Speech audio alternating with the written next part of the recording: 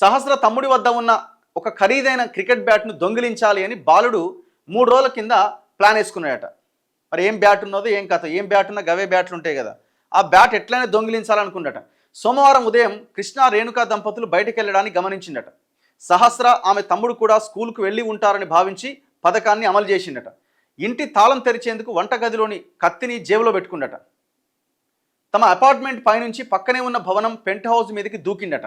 ఒంటరిగా ఉన్న సహస్ర తలుపులు దగ్గరికి వేసుకొని లోపల టీవీ చూస్తూ ఉండడాన్ని గమనించిందట. తలుపులు తోసుకొని రహస్యంగా లోపలికి పోయిందట.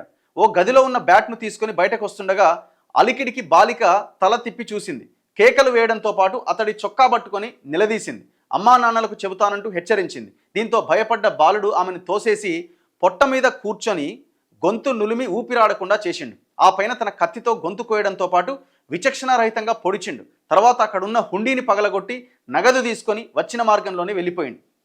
బాలానగర్ కూకట్పల్లి పోలీసులు ఎస్ఓటీ సిబ్బంది 4 రోజులుగా వందలాది సీసీ కెమెరా ఫుటేజ్లు పరిశీలించారు. ఆ ఇంట్లోకి ఎవరూ వెళ్ళినట్టు కనిపించకపోవడంతో తెలిసిన వారి పని అని అంచనాకొచ్చారు. ఆ దిశగా విచారణ జరిపినప్పటికీ ఫలితం లేకుండా పోయింది. ఈ క్రమంలో నిందితుడి నివాసం ఉండే అపార్ట్మెంట్లోని ఒక ఫ్లాట్లో ఉంటున్న ఒక సాఫ్ట్వేర్ ఉద్యోగి హత్య జరిగిన రోజు ఒక బాలుడు గోడ దూకి అపార్ట్మెంట్లోకి రావడాన్ని గమనించాను అంటూ కూకట్పల్లి పోలీసులకు సమాచారం ఇచ్చిందట.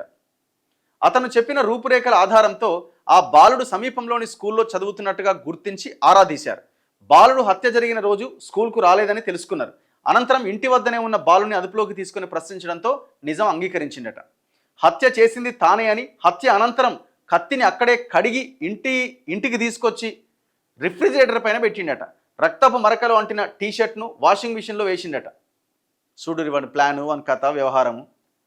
కేక్ తినిపించిన చేత్తోనే గొంతు కోసిండు. ఇటీవల సహస్ర పుట్టినరోజు వేడుకల్లో నిందితుడైన బాలుడు పాల్గొన్నాడట. కేకు తినిపించి బాలికకు శుభాకాంక్షలు చెప్పిండు. హత్య అనంతరం బాలుడు ఎక్కడ అనుమానం రాకుండా ప్రవర్తించిండు. గతంలో పోలీసులు స్కూల్లో విచారించినప్పుడు కూడా హత్య జరిగిన సమయంలో సహస్ర ఇంటి నుంచి కేకలు వినిపించాయని, డాడీ డాడీ అంటూ కేకలు వేయడాన్ని గమనించానని చెబుతూ తనపైన అనుమానం రాకుండా జాగ్రత్త పడ్డాడు అని తెలుసుకున్నారట. అదుపులోకి తీసుకుని ప్రశ్నించే సమయంలో కూడా మీ పని కాగానే ఇంటికి పంపేయండి, మా అమ్మా నాన్నలకు విషయం చెప్పొద్దంటూ కోరిండట.